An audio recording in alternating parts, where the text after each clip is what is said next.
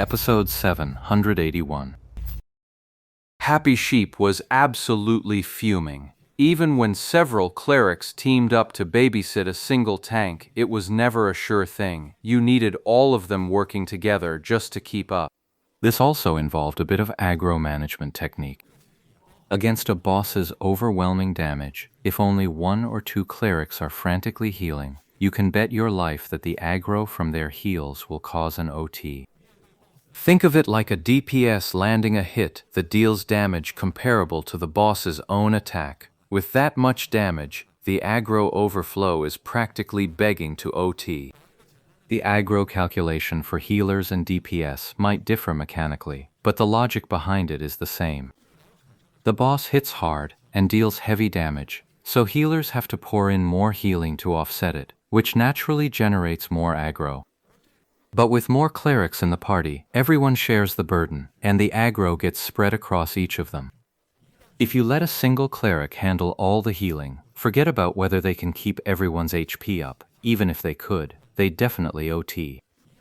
If the healer dies, the tank is toast. If the tank is toast, the whole party is toast. So that makes this a toast party. No worries, I can hold out for a bit. My cooldown's almost up. Watch your positioning when you pull. I need a clear line for my charge. Invincible Most Handsome called out. Hey, maybe you should sit this one out. Joy Sheep, seeing that Invincible Handsomest was about to pull one too, quickly spoke up. What's up? With your gear, one hit and you definitely OT. Ha, then just don't let it hit you. After saying that, Invincible Most Handsome turned and strode forward, cleaving one of the stone statues with a single sword stroke. These 4 stone statues were battle mages, wielding stone spears. The one Wudizu Ishuilang had struck immediately spun around and drove a dragon tooth into him. Invincible Most Handsome seemed to have calculated it in advance, pulling his body to one side before slamming his shield into the stone statue with a heavy blow. In the previous wave, Invincible Handsome had taunted and lured one of the stone statues away, giving the melee fighters who couldn't squeeze in a chance to deal damage. At the time, a crowd of clerics had been fussing over Wudi Zuyun Lang, so everyone had a pretty good idea how much damage he'd take from a single hit. That was exactly why Shi Jiyang was so worried now. Hearing Wudi Zuyun Lang's declaration, quite a few people were already rolling their eyes again. But by now the knights had already engaged the stone statues. A few exchanges flew by in the blink of an eye, with the knights led by 7-Leaf One Flower at the forefront, and their clerics trailing behind. Everyone had already been busy at work, but over on Wudi Zuyu Junlang's side, Shi Jiyang had assigned every available cleric to stand ready.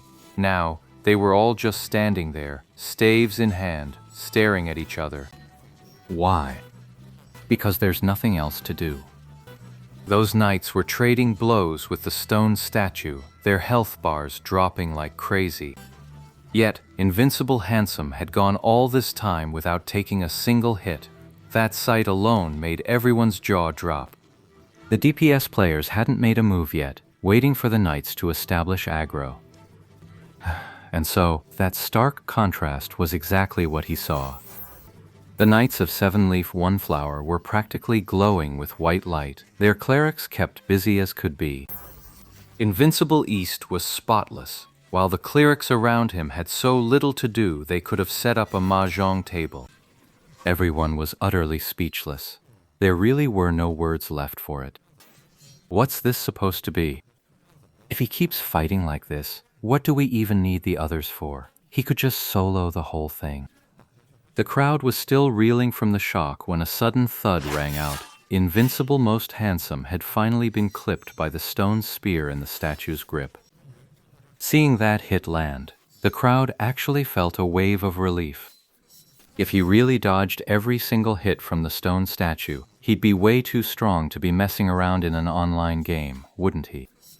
The cleric beside Invincible Most Handsome immediately got to work. Even though it was just one hit, Invincible Handsome was poorly geared, so even a scratch from a mid-tier 100-man dungeon mob stung pretty badly. But with 3 clerics working together, they easily kept Invincible Most Handsome's health above the danger line. But Invincible Most Handsome wasn't pummeled indefinitely. The next stone statue strike, he dodged again. His body dodged left and right, never standing still for a single moment. By now, everyone had figured it out. Invincible was not tanking like a normal knight, standing still and soaking damage. He was treating this like a PK, using dodges to nullify every attack. This kind of playstyle naturally eased the pressure on the clerics. With 3 clerics looking after Invincible Most Handsome, they had more than enough to spare. The 3 of them had already experienced healing overflow several times. Healing overflow means the amount of health restored exceeds the target's damage taken. This wastes mana and generates extra aggro, a terrible trade-off. The DPS following Invincible Most Handsome were equally frustrated. Since he kept repositioning, the stone statue naturally never stayed in one place either. So the melee DPS had to keep repositioning, while the range DPS had to constantly calculate their lead time. But no matter what, Invincible Most Handsome ultimately held the stone statue alone. The reason none of the scenarios the crowd imagined came to pass was precisely this more intricate execution. But since this effect relies on skill, that means there's always a risk. If their operations slipped, the clerics could instantly OT from overhealing. So while the 3 clerics had it easy sticking close to Invincible Most Handsome, they still kept their focus razor sharp.